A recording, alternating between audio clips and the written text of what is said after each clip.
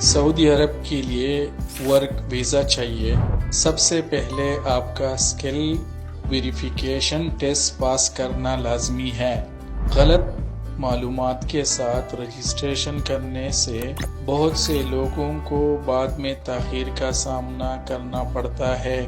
Registration کرنے سے پہلے اس بات کو یقینی بنائیں کہ آپ کے پاس درست پاسپورٹ، فعال ای میل اور درج کی گئی معلومات پاسپورٹ کے مطابق ہے۔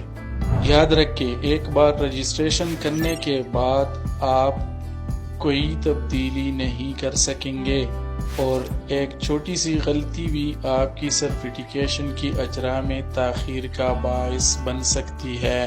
آج کا چھوٹا سا احتیاطی قدم کل کی بڑی تاخیر سے بچاتا ہے۔ آج کا ایک احتیاطی عمل اور آگے کا سفر آسان۔